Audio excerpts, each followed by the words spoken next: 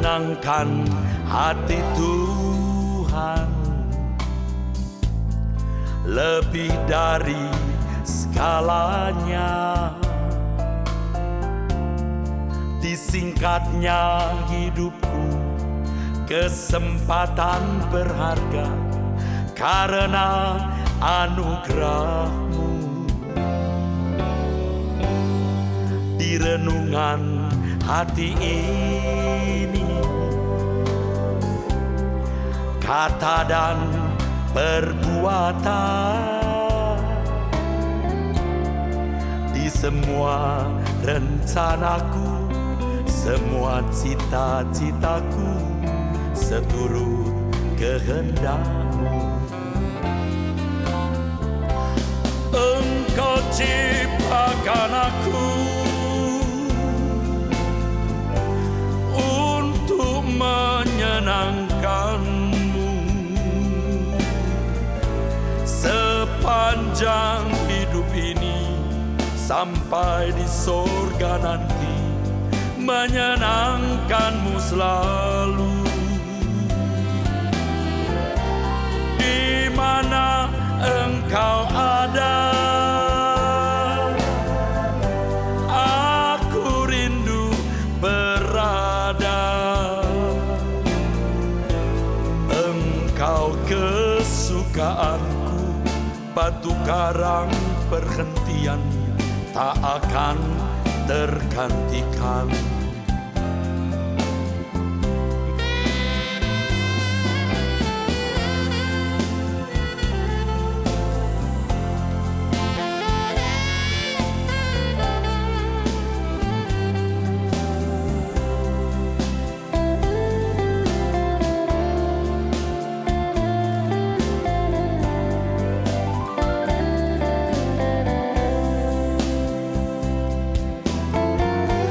Menyenangkan hati Tuhan lebih dari segalanya.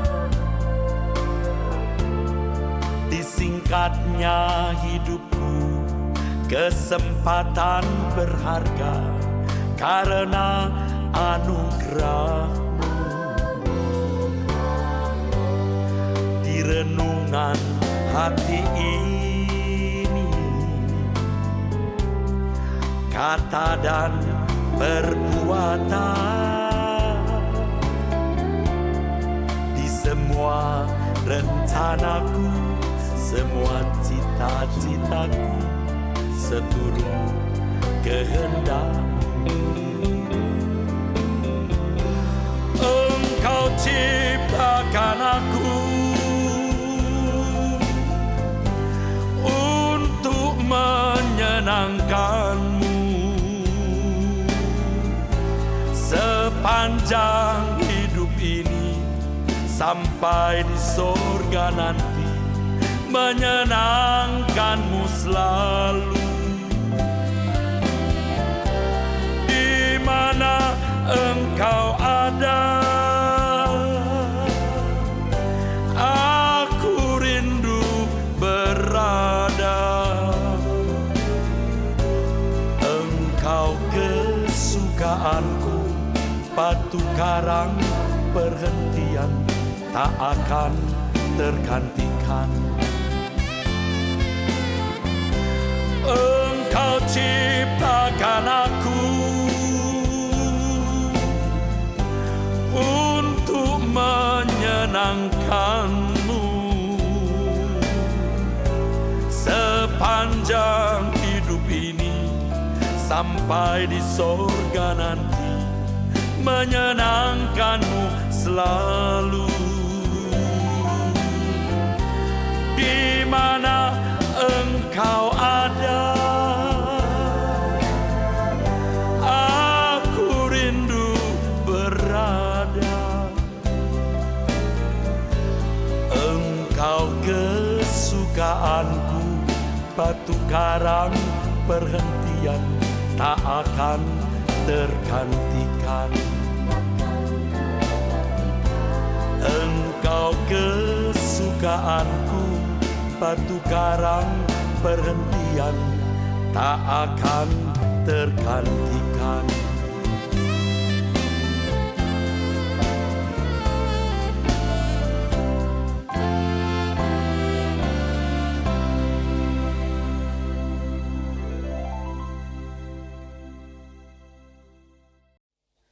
Kekristenan harus memiliki dua ciri utama, saudaraku.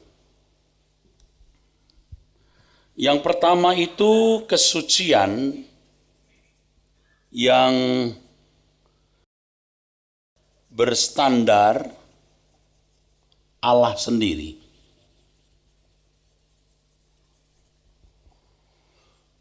Yang kedua, fokus kepada dunia yang akan datang. Jadi tidak ada duniawi sama sekali. Kalau dua ciri ini kuat mewarnai hidup kekristenan, sulit orang mengatakan kita ini kafir. Sebenarnya ada satu lagi, tapi tidak saya cantumkan. Dan itu akan pasti mengiringi atau menyertai orang yang punya dua ciri, yaitu pembelaannya untuk keyakinan, pembelaannya untuk Kristen, pembelaannya untuk Tuhan. Nah, karena tidak nyata, tidak jelas dua ciri ini, saudara, sehingga orang bisa mengatakan orang Kristen itu kafir, seakan-akan tidak bertuhan.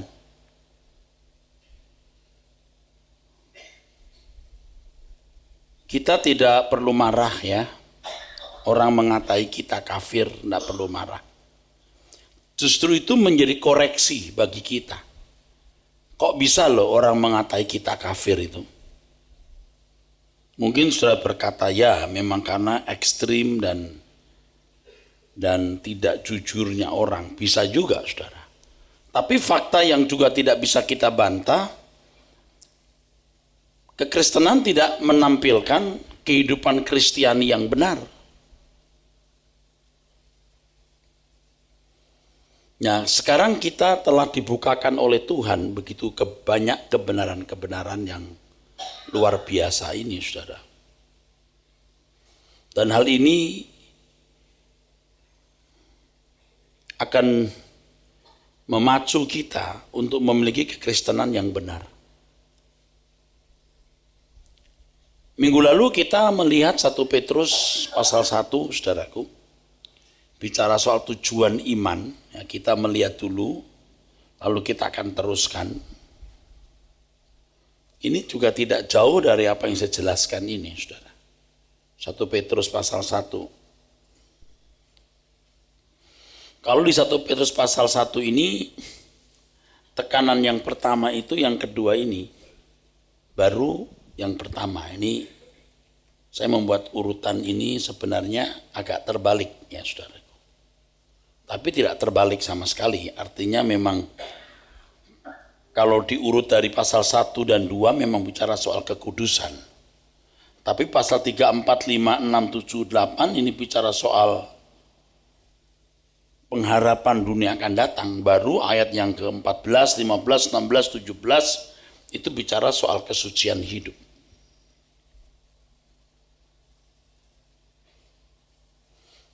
Kita harus berani untuk menjadi orang Kristen yang sempurna. Sempurna dalam seluruh perilaku kita. Ini berat sekali, saudara. Buat saya juga pasti berat karena saya akan diteropong oleh semua orang. Apakah hidup saya benar? Saya dituntut oleh orang-orang di sekitar saya atau orang yang jauh yang mendengar khotbah saya. Tetapi kita tidak bisa menghindari, saudara-saudara, kekristenan yang sejati memang demikian. Kita mengenakan kehidupan yang berbeda dengan manusia di sekitar kita. Agama bisa membuat orang menjadi baik. Pendidikan budi pekerti bisa membuat orang menjadi baik. Tetapi kekristenan tidaklah demikian. Kejatuhan manusia ke dalam dosa membuat semua manusia jadi monster.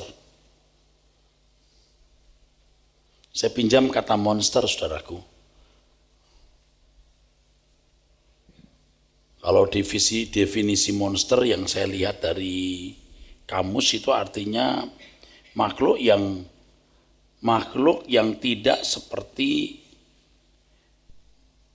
standarnya, atau makhluk yang tidak seperti ukuran yang benar. Dan manusia memang monster. Cuman monsternya ini bisa baik. Kalau pendidikan agamanya baik, pendidikan budi pekertinya baik, itu jadi monster baik. Tetapi kekristenan tidak mengajarkan kita jadi monster. Bukan baik, apalagi jahat. Kita menjadi seorang yang mengenakan karakter Kristus. Karakter Kristus. Baru-baru ini saya tercekam dengan apa yang dikatakan dalam Kejadian pasal 1 ayat 26, bahwa pada mulanya Allah menciptakan manusia itu menurut apa? Rencananya menurut gambar dan rupa Allah, rencananya. Tapi ayat 27 yang diciptakan itu menurut gambar saja, rupanya enggak. Rupa itu dikejar manusia. Tapi rupanya ternyata Adam gagal mencapai rupa Allah ini, demuthnya ini. Maka keturunan Adam, Kejadian pasal 5 ayat 3, anak-anak Adam itu menurut gambar dan rupa Adam, bukan gambar dan rupa Allah. Itu monster jadinya. Mestinya jadi anak Allah, bukan monster.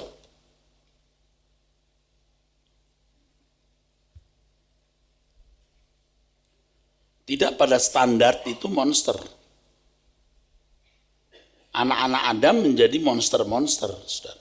Tapi ada monster baik, ada monster jahat. Kalau yang saya pahami, monster baik itu juga nanti bisa masuk dunia akan datang sebagai anggota masyarakat. Tapi untuk masuk anggota keluarga kerajaan, tidak boleh jadi monster. Monster baik pun nggak boleh, apalagi monster jahat. Kalau monster jahat pasti masuk neraka. Ini di sini pasti banyak monster baik. Masih baik. Saya juga punya monster, saudaraku sekalian. Masih ada monsternya ini. Tapi saya mau berjuang terus di sisa umur hidup saya ini supaya sampai pada titik di mana kita berkata hidupku bukan aku lagi tapi Kristus. Itu tujuan iman kita, saudara.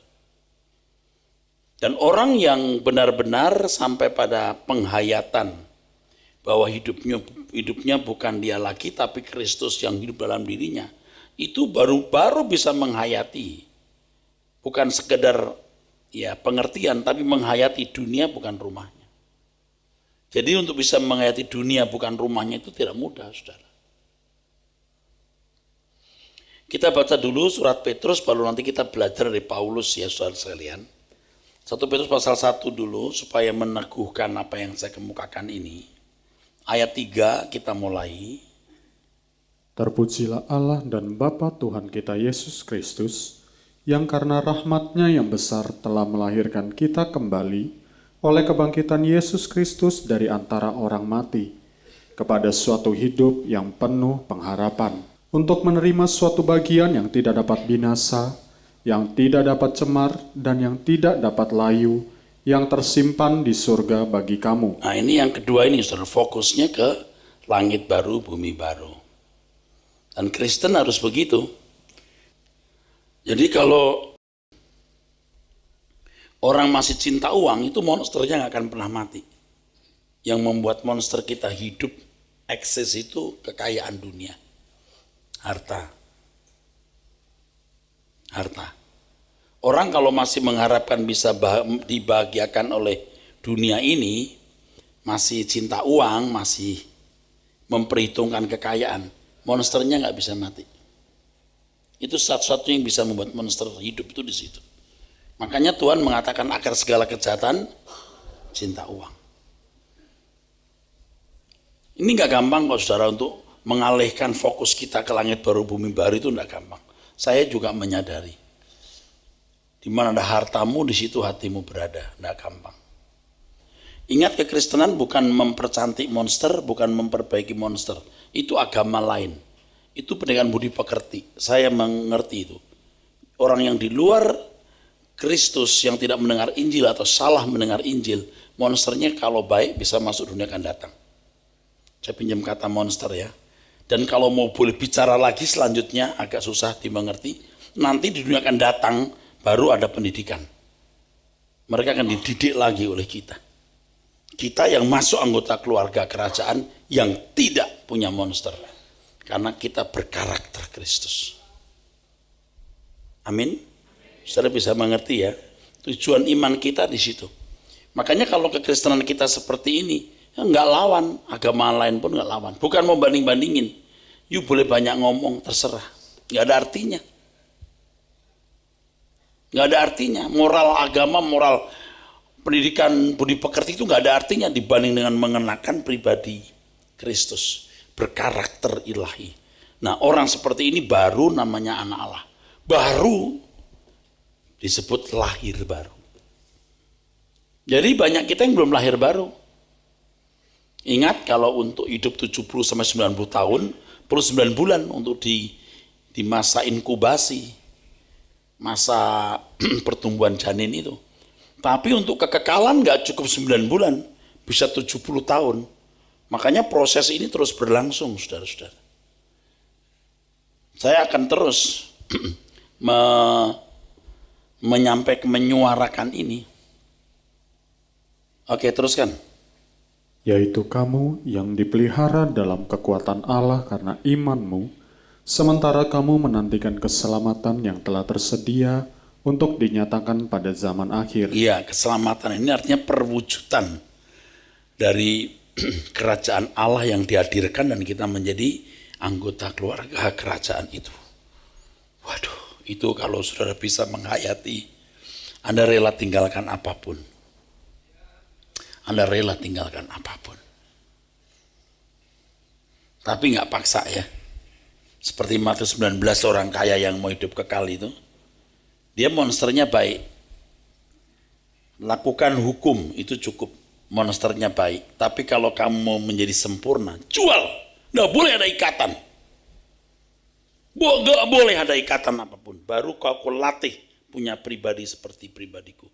Baru kau punya karakter seperti karakterku, tapi nggak boleh ada ikatan.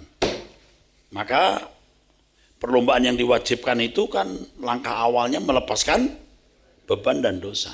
Oh, habis sudah. Kristen yang benar itu begini. Bukan ekstrim ya, sangat ekstrim. Nggak ada peluang untuk mencintai dunia sama sekali. Coba kalau saudara ikuti firman begini, tidak punya teman di dunia, saudara. Habis temanmu, asli. Udah nggak bisa deket saudara. Saudara kan dianggap aneh.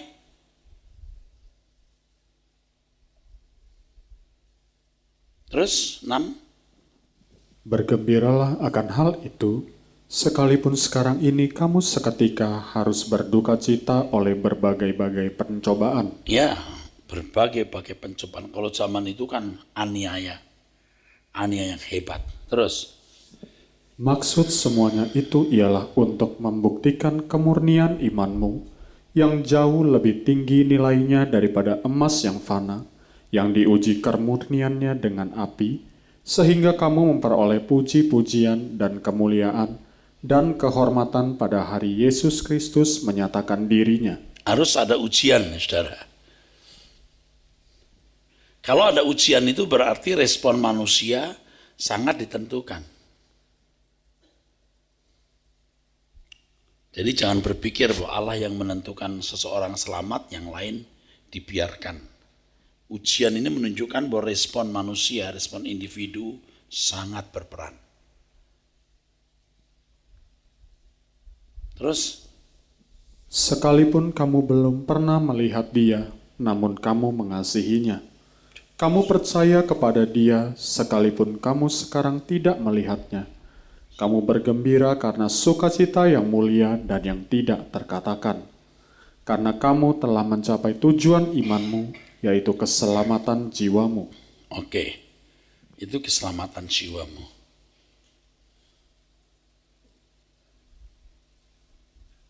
Saudara, kalau belum bisa memindahkan hati saudara ke surga, itu Anda belum mencapai tujuan keselamatan.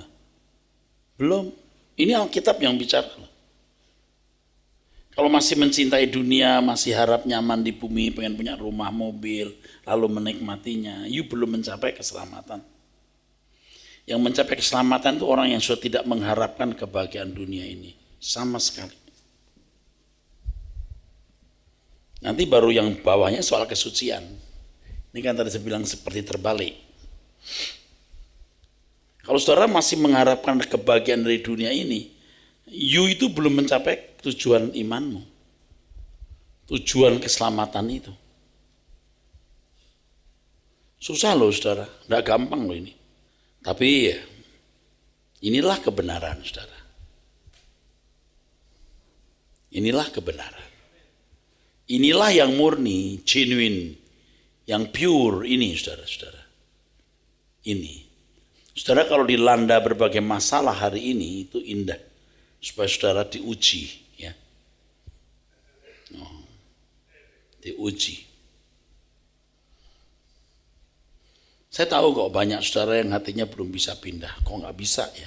Memang tidak mudah. Saya aja susah banget. Tapi saya melihat perkembangan dalam hidup saya itu signifikan. Benar-benar tidak tertarik. Lihat mobil bagus, baju bagus, perhiasan, tidak tertarik. Sudah nggak tertarik saya. Dulu masih tertarik dengan sound system yang bagus suara, sekarang juga sudah enggak. Udah enggak. Bukan maksud mau sombong, ya. Tadi saya katakan bahwa memindahkan hati ke surga itu sulit, tapi saya merasa bagaimana saya makin terbang. Sementara monster yang lain masih hidup dan tinggal finishing aja. Harus diselesaikan. Tapi kalau orang masih tertarik dengan dunia, udah susah. Jual segala milikmu, baikkan kepada orang miskin. Itu sudah. Anda melepaskan percintaan dunia, itu dagingmu belum mati loh. Belum. Itu masih harus finishing. Gampang ketersinggungan, kemarahan, temperamen itu belum beres. Masih ada loh. Nah itu baru diselesaikan nanti. Dan yakin bisa.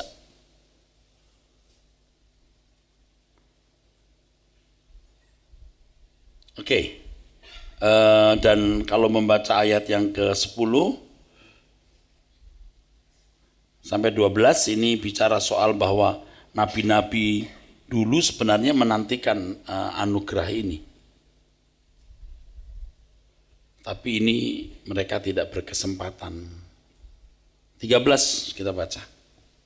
Sebab itu siapkanlah akal budimu, waspadalah dan letakkanlah pengharapanmu seluruhnya atas kasih karunia yang dianugerahkan kepadamu pada waktu penyataan Yesus Kristus. Ya, jadi letakkan pengharapanmu kepada penyataan Tuhan Yesus. Hanya harimu Tuhan yang selalu kunantikan, semua harapanku kutaruh kepadamu. Besar suka citaku, ku memandang wajahmu. Baru takkan ku harap lagi bahagia dunia ini, semua hanya semu belaka.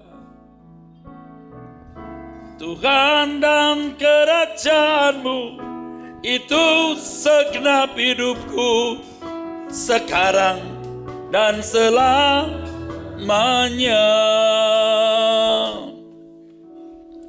Saudara tahu nggak, sekali-kali juga saya itu lemah, agak kecewa gitu. Tuhan, ini kok berat ya pelayanan ini ya. Kadang-kadang saya merasa sendiri Tuhan. Dan Engkau seperti tidak membantu pekerjaanmu ini. Dan aku khawatir, ada cemas. Lalu saya berdoa ya malam hari. Sampai kadang-kadang saya kurang tidur memang. 1:30 sampai jam 3, 3:30 itu. Dan saya memaksa Tuhan untuk coba Engkau hadir, Engkau kasih aku kekuatan supaya aku kuat Tuhan. Tapi jawabnya di hati saya begini, enggak. Kamu harus belajar walau kamu tidak melihat. Kamu harus belajar mempercayai aku walaupun aku tidak menyatakan diri secara fisik. Waduh, akhirnya saya sudah tidur lagi deh. Gak gampang saudara, bisa takkan ku harap lagi bahagia dunia ini, semua hanya semu belaka. Nah, kalimat yang berikut ini, Tuhan dan kerajaanmu itu segenap hidupku sekarang dan selamanya. Kita pertaruhkan hidup kita sepenuhnya untuk kerajaan Allah, tapi Tuhan seperti sembunyi di balik awan. Tapi di situ kita belajar percaya. Siapkanlah akal budimu, waspadalah dan letakkanlah pengharapanmu seluruhnya. Walaupun Tuhan tidak menyatakan secara fisik, bahkan kadang-kadang Tuhan seperti menyembunyikan diri.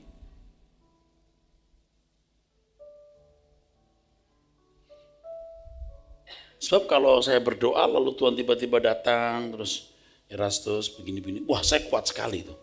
Tapi percaya saya jadi nggak murni. Karena percaya itu walau tidak melihat. Anda ngerti maksudnya? Jadi nggak gampang. Makanya saudara yang tidak mengalami Tuhan, tidak pernah melihat Tuhan, tidak punya penglihatan, untuk bisa all out buat Tuhan jadi berat. Tuhan nggak kelihatan. Tuhan sering seperti nggak membantu. Saudara ngerti nggak saya sedang ngomong apa ini? Nggak gampang.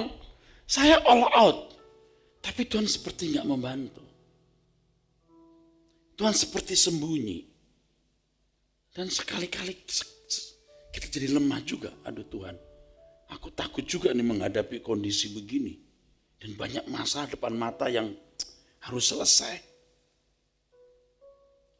Nah, kita diajar untuk percaya itu, saudara. Makin hari nanti makin murni, saudara. Siapkanlah akal budimu, jadi tidak mudah, saudara. Siapkan akal budimu. Melewati keadaan-keadaan yang sulit ini. Ini saya loh, apalagi saudara. Saya yang ada di satu percaturan nyata. Ya percaturan pelayanan yang begini. Apalagi saudara yang hidup di tengah-tengah dunia. Yang fasik, yang kafir lah istilahnya ya saudara. Tidak percaya Tuhan atau kurang percaya Tuhan. Wah. Makanya sedikit sekali orang yang berani mempertaruhkan hidupnya untuk Tuhan. Dia punya 3 rumah. Mana berani kasih 1 rumah untuk Tuhan? Tuhan seperti gak kelihatan.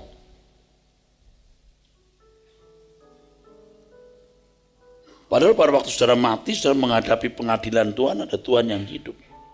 Kenapa waktu kamu hidup kamu tidak menaruh seluruh pengharapanmu kepadaku? Kamu taruh harapanmu pada dunia. Kamu kerja juga untuk dunia. Karena kamu pengen punya uang, punya rumah, punya ini, punya itu. Karena kamu ingin punya satu kepastian. Uang banyak itu lebih pasti daripada orang yang tidak punya uang. Ya uang banyak jadi lebih pasti. Mau beli rumah, beli mobil, sakit ke rumah sakit, lebih pasti. Nah itu sebenarnya pembodohan. Kepastian hanya pada Tuhan, saudara. Katakan amin. Nggak ada kepastian di bumi ini. Yang pasti bumi ini adalah ketidakpastian. Salah satu yang pasti di bumi ini adalah ketidakpastian. Saudara masih bersama saya nggak? Berani all out nggak? Percaya walau tidak melihat, saudaraku. Ini tujuan imanmu itu di sini, memindahkan hati di kerajaan surga. Nah, baru berikutnya ini soal kesucian. Kita baca. Hiduplah sebagai anak-anak yang taat dan jangan turuti hawa nafsu yang menguasai kamu pada waktu kebodohanmu. Sebenarnya masih ada monster yang hidup. Pada waktu kebodohan itu bisa bangkit. Kalau di gereja begini kan monsternya pada tidur nih. Loh iya, nanti waktu turun rebutan masuk lift aja udah keluar monsternya. Hah? Udah.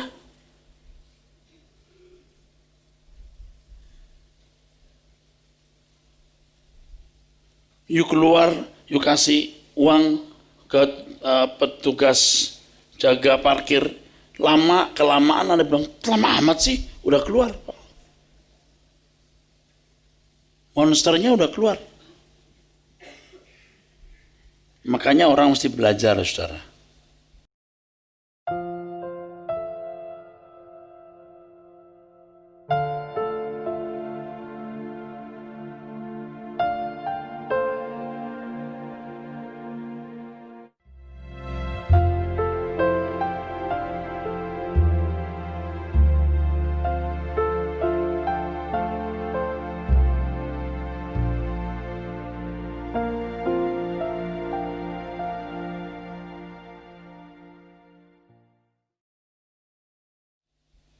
Saya sudah meliti Roma 7, 21, 23, saya sedang menyelidiki itu. Saya harap waktunya cukup, tapi rupanya enggak. Saya mau mengajarkan ke situ. Aku tahu apa yang baik, tapi yang jahat kulakukan. Kata jahat di situ sebenarnya kakos. Sedangkan kata baik itu kalos. Ini tidak berkaitan dengan melanggar hukum. Kalau melanggar hukum, itu digunakan kata parabasis atau adikia. Hebat banget itu. Hanya kakos dan kalos. Itu menyangkut sikap batin. Kalau soal melakukan hukum, Paulus berkata, aku tidak bercela. Jadi yang dipergumulkan Paulus itu sebenarnya adalah sikap batinnya. Dan Paulus berkata, celaka aku dengan tubuh maut ini. Dia tahu monsternya ini tidak gampang mati, tapi syukur kepada Tuhan Yesus. Kenapa syukur? Nah, saya jelaskan itu. Bahwa Tuhan akan memberi kemenangan lewat sebuah proses panjang. Dia menjamin kalau kamu mau jalan terus, yang mustahil bagi manusia tidak mustahil bagi Allah. Kamu seperti unta yang kamu jongkok, aku dorong. Syukur kepada Tuhan Yesus. Nah itu ruwet juga itu nulisnya saya. Tapi ngerti, bener. Waduh, jadi ucapan Tuhan Yesus, Paulus, Petrus, wah itu sinkron. Kelihatan sekali itu petanya, saudara.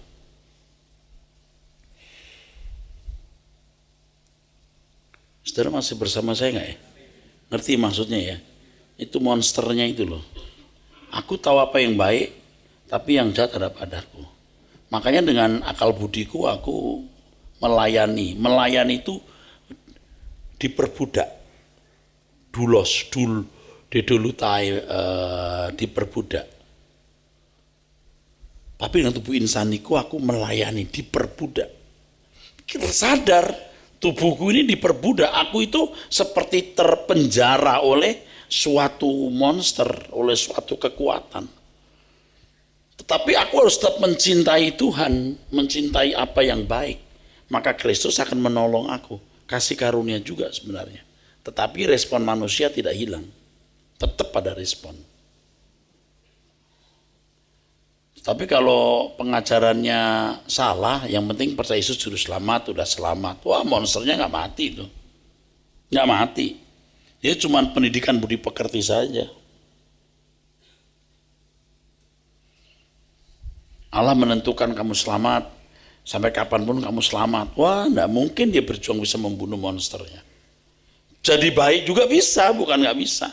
Tapi dia tidak akan pernah menjadi corpus delicti. Nah kita baca terus, nanti Anda kan mengakui yang saya katakan ini benar. Teruskan. Tetapi hendaklah kamu menjadi kudus di dalam seluruh hidupmu. Seluruh hidupmu itu pikiranmu, mulutmu, semua tindakanmu. Terus.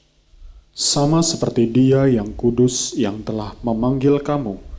Sebab ada tertulis, kuduslah kamu sebab aku kudus. Ya, monster baik apapun gak akan bisa penuhi ini kan. Harus kudus seperti Allah, kudus. Jadi nuraninya harus dirubah. Jadi nurani ilahi, saudara. Makanya Alkitab mengatakan miliki pikiran perasaan Kristus. Saya ingatkan ya, kalau Anda masih mencintai dunia, nggak akan bisa masuk ke sini. Nggak bisa. Anda kalau masih hidup dalam kewajaran, nggak bisa. Saya ini jujur ngomong, kayaknya belum lama ya. Baru tahun-tahun belakangan ini keluar dari kewajaran. Tapi masih juga loh. Belum lancar banget. Karena sudah terlalu lama hidup dengan kewajaran anak dunia. Dan itu membelenggu benar, saudara, membelenggu sekali. Kuduslah kami sebab aku kudus. Ini kekudusan standar Tuhan di dalam seluruh hidupmu seperti Dia yang kudus. Benar. Sekarang saya tanya saudara serius nggak mau jadi kudus? Saudara berani menjadi sempurna dengan segala harganya? Jangan mencintai dunia. Jangan harap dunia membahagiakan. Jangan merasa ada sesuatu yang bisa dibanggakan dalam hidup ini. Entah bangga apapun. Bangga anaknya, bangga cucunya, bangga rumahnya, bangga apapun. Tidak ada. Tidak ada yang kita banggakan. Karena kebanggaan itu kenikmatan. Itu termasuk kenikmatan, kebahagiaan. Tidak ada, tidak boleh. Saya juga sedang belajar ya, bukan sebagai orang yang sudah lulus ya. Saya belum lulus. Saya belum lulus, saudara. Saya belum lulus. Tapi saya belajar untuk terus mengajarkan kebenaran. Saya berharap saya bisa bertumbuh terus dan menemukan banyak kebenaran yang bisa saya bagikan, saudara. Udah nggak terlalu pusing jemaat mau berapa jumlahnya, punya gereja atau tidak. Yang penting setiap individu yang mendengar firman disentuh oleh kebenaran, diubah Tuhan. Makanya kita sendiri harus berubah dulu, nanti banyak pelajaran-pelajaran rohani yang kita dapat yang bisa kita bagikan.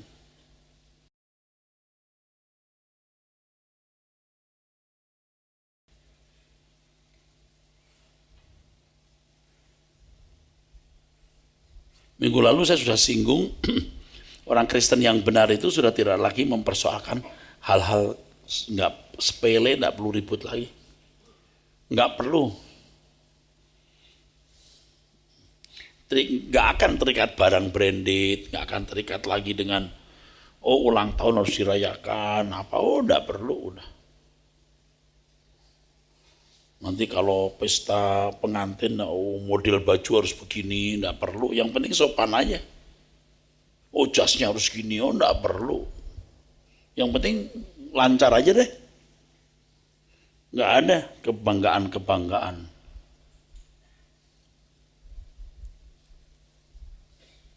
Jadi enggak wajar hidup. Tapi kalau memang menjadi warga kerajaan surga, itu sudah tidak mempersoalkan hal itu lagi, sama sekali.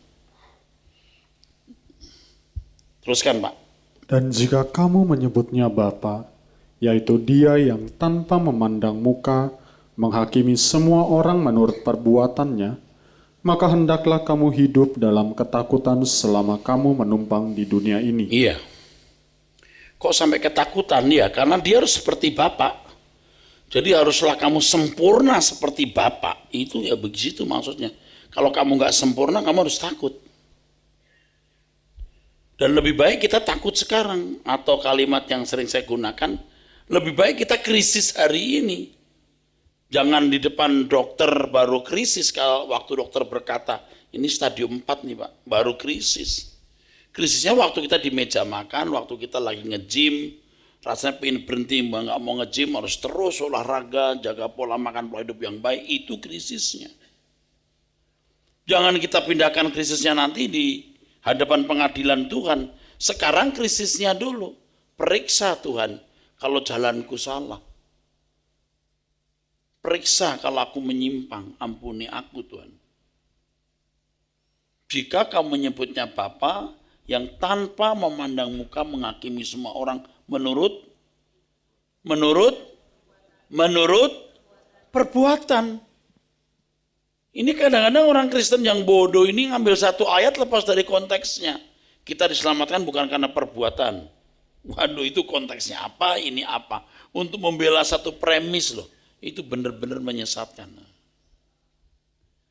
Sebab kamu tahu, 18. Sebab kamu tahu bahwa kamu telah ditebus dari cara hidupmu yang sia-sia, yang kamu warisi dari nenek moyangmu itu, bukan dengan barang yang fana, bukan pula dengan perak atau emas, melainkan dengan darah yang mahal, yaitu darah Kristus, yang sama seperti darah anak domba yang tak bernoda dan tak bercacat. Oke, cukup. Dua ciri ini, saudaraku, ini membungkam orang-orang beragama yang sombong itu. Yang memperkarakan hal-hal yang lahiriah, yang duniawi. Kalau saudara melihat agama Yahudi dulu, sombongnya kayak begitu tuh. Merasa dirinya benar, merasa dirinya sebagai umat yang punya Allah yang benar. Tetapi kalau dibanding dengan kehidupan anak-anak Tuhan yang benar, nggak ada apa-apanya mereka. Tuhan Yesus berkata, jika hidup keagamaanmu tidak melebihi ahli Taurat dan orang Farisi, kamu tidak masuk surga. Pengikut Tuhan Yesus harus memiliki kualitas moral lebih dari ahli Taurat dan orang Farisi. Jadi luar biasa sekali, saudara. Fokusnya sudah langit baru, bumi baru, bukan dunia ini, tidak ada kebanggaan apapun, tidak mengharapkan kebahagiaan apapun dari dunia ini, dan kesuciannya itu kesucian Allah.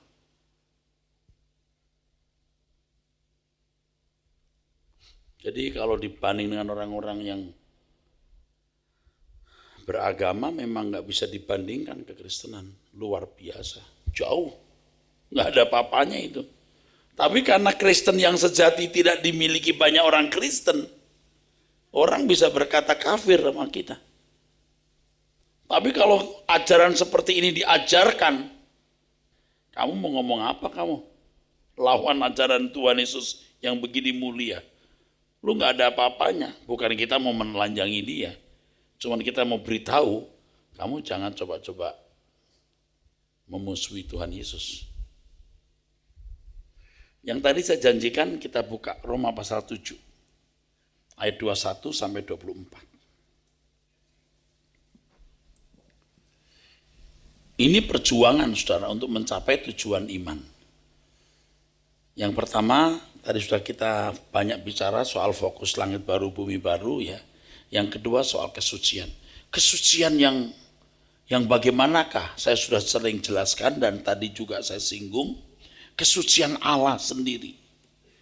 Dan berkali-kali saya mau menjelaskan kepada saudara bahwa sebaik apapun monster itu,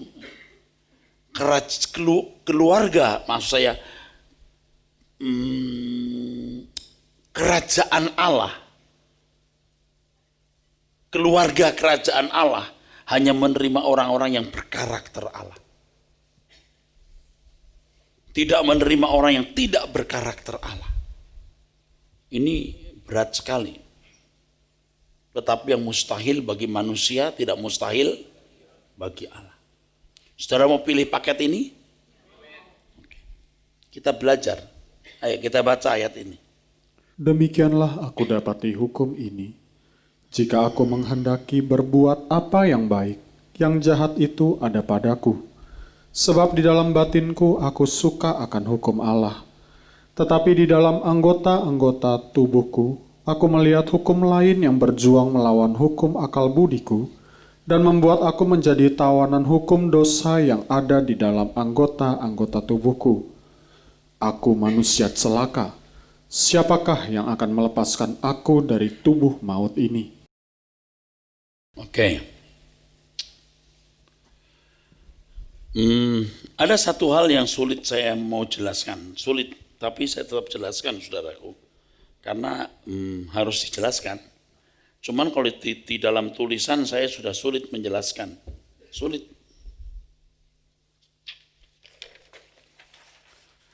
Paulus mengatakan aku tidak bercacat.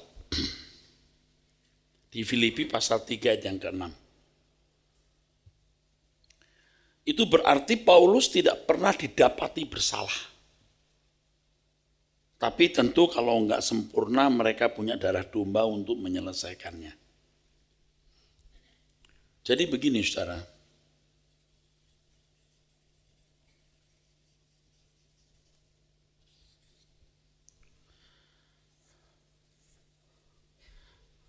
Paulus tidak didapati membunuh. Jadi secara hukum Paulus itu benar. Tapi kita kan tidak tahu di belakang hati Paulus. Tapi Paulus jujur, aku tahu apa yang baik, tapi yang jahat kulakukan. Kakos. Memang secara hukum yang dilihat manusia, yang terverifikasi oleh hukum yang tertulis, dia tidak bersalah. Tetapi yang kedalaman hati Paulus ini, Paulus mempersoalkan. Dia tahu apa yang baik, yang kalos, tapi yang kakos dilakukan. Memang tidak membunuh secara fisik, tapi ada hal-hal yang mestinya tidak dilakukan Paulus lakukan. Ini soal membunuh, saudaraku. Sekarang soal berzina misalnya.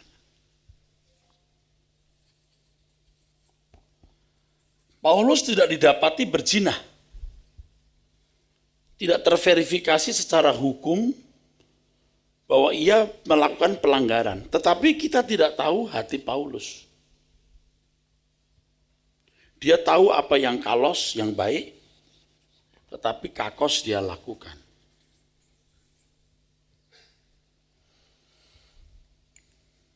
Jadi Roma pasal 7 ayat 21 23 ini bukan pergumulan Paulus sebelum dia bertobat. Tapi sesudah dia bertobat. Sebab sebelum dia bertobat, dia tidak mungkin memiliki pergumulan ini.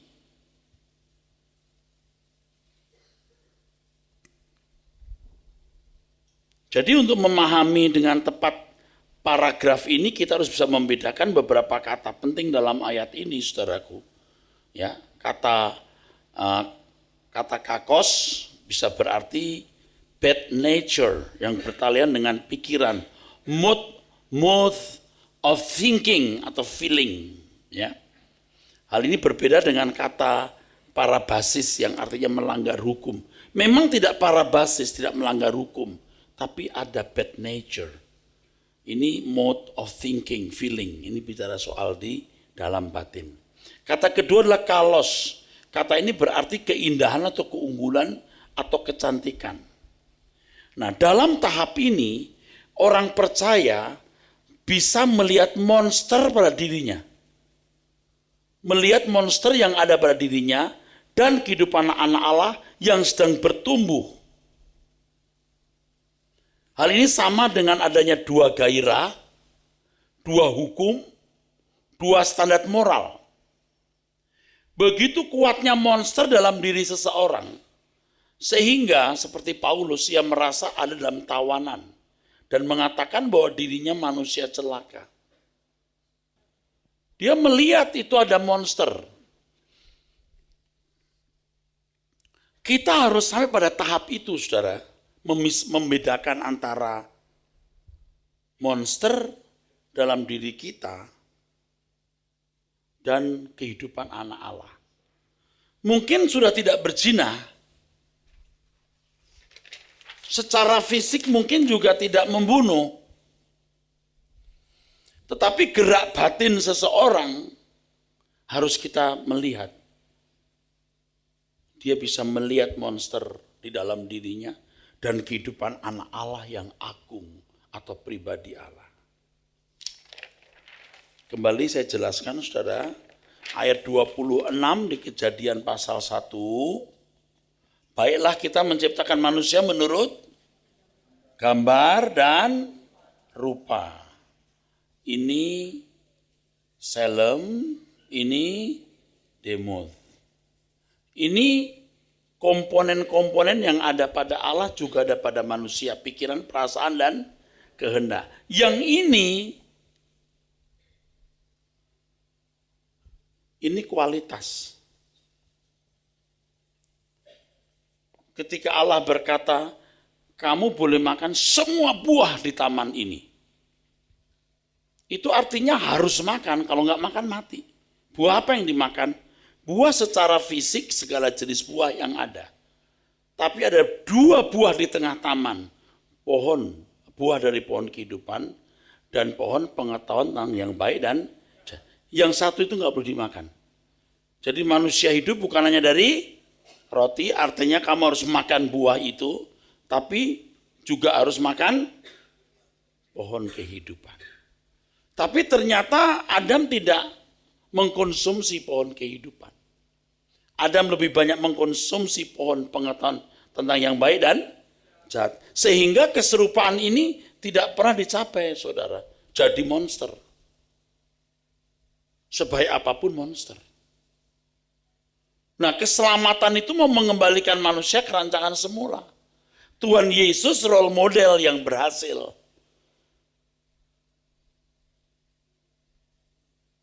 Kita harus menemukan keserupaan yang hilang itu.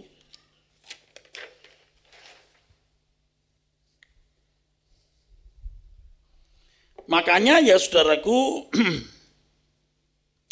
Tuhan mengatakan kalau kamu tetap dalam firman-Ku, kamu benar-benar adalah murid-Ku, kamu akan mengenal kebenaran. Kebenaran akan memerdekakan kamu. Kebenaran itu mengajarkan kepada kita nilai-nilai. Makanya tidak bisa sebentar, tidak bisa sekejap. Harus terus tiap hari, saudara. Untuk merubah dari kodrat dosa kepada kodrat ilahi. Hukum dosa yang dimaksudkan di dalam Roma 8 itu, saudaraku, itu hukum kemelesetan. Dosa itu hamartia. Kamu tidak bisa tidak selalu meleset. Tetapi sekarang Tuhan mau melatih kita tepat seperti apa yang Allah kehendaki. Apa yang kita pikirkan, kita ucapkan, kita lakukan selalu sesuai dengan pikiran perasaan Allah. Ini membunuh, berzina, mencuri, dan lain-lain. Mungkin secara hukum tidak terverifikasi kita melanggar, tapi batiniah ini. Maka digunakan kata kakos dan kalos. Jadi kita tuh mesti masuk ke sini. Tapi kalau yang ini saja masih dilakukan, ya susah masuk ke sini. Ininya kok harus sudah ditinggalkan, baru sikap batiniah kita yang terus diproses, dibentuk. Paulus mengatakan manusia lahiriahku merosot, manusia batiniahku dibaharui dari hari ke sehari. Saya yakin saudaraku, orang yang manusia atau kehidupan anak Allahnya tumbuh dalam dirinya, itu nyaris gak ditemukan salahnya. Hidupnya agung sekali, dalam segala hal agung, dalam segala hal mulia. Dan orang-orang seperti ini baru bisa efektif menjadi saksi Kristus. Ini loh hasil atau buah dari keselamatan yang Tuhan berikan. Saudara mengerti yang saya katakan? Kok jadi kelenger? Paham saudara? Ya kita pikul bersama saudara. Kita pikul bersama tanggung jawab ini. Kita pikul bersama pergumulan ini saudara, karena kita sudah masuk ke wilayah ini. Ini kan masih agak abstrak atau masih abstrak. Saya mengerti. Apa itu anak Allah? Kehidupan anak Allah. Apa itu monster baik, monster jahat? Ya. Sekali lagi kalau saya bilang selamat pagi, selamat malam, Tuhan berkati, apa kabar? Istri baik-baik. Ini sopan santun yang diajarkan dari muda. Anda jangan pikir ini baik. Belum tentu, ini masih monster saya. Nggak enak nggak salaman, atau biar tahu aku ini hamba Tuhan yang rendah hati. Udah monster juga itu. Ngerti maksudnya saudara? Tapi kalau tiap hari kita mengenakan pikiran perasaan Kristus, kalau kita berkata apa kabar? Baik anak-anak. Itu Allah memakai tubuh kita menyalami orang, jiwa kita jadi bejana pikiran perasaan Allah dialirkan. Waduh, pengen begitu, luar biasa saudara. Itu baru benar. Keluarga kerajaan Allah itu nanti hanya dimasuki orang-orang produk Roh Kudus. Kalau produk agama budi pekerti bagi orang yang tidak mendengar Injil atau salah mendengar Injil bisa menjadi anggota masyarakat. Tapi yang masuk anggota keluarga kerajaan itu produk Roh Kudus. Makanya bagi kita yang sudah lewat umur ya, ngerubah diri itu susah. Apalagi nggak bisa membedakan antara monster dengan kehidupan anak Allah. Wah, udah susah. Itu susah. Saya ngerti maksud saya? Sebab monster yang baik itu mirip-mirip saudara. Bukan nggak mirip-mirip ini. Jelas nggak ya? Kalau saya bilang apa kabar bro? Istri baik-baik. Ini bisa tata krama saya. Apalagi dalam hati saya kasihan atau biar dia tahu saya baik sama dia atau apa. Oh itu masih monster saya. Bagaimana kehidupan anak Allah itu di dalam diri kita. Itu baru lahir baru. Orang-orang yang dilahirkan bukan darah dan daging tapi oleh Allah. Nah baru jadi anak Allah. Jadi yang jadi anak Allah itu gak banyak. Sedikit sekali. Maka berjuanglah kamu agonisiste. Karena banyak orang berusaha ZTO. Bukan berjuang. ZTO itu hanya mencari. To seek in order to find. Tapi nggak berjuang. Anda nyari itu. Anda nyari Tuhan hari ini. Anda nggak ingin masuk neraka. Merindukan surga bisa. Tapi nggak cukup kalau tidak berjuang. Agama itu termasuk kelas berusaha. Tapi kalau menjadi anak Allah itu berjuang. Itu jalan sempit.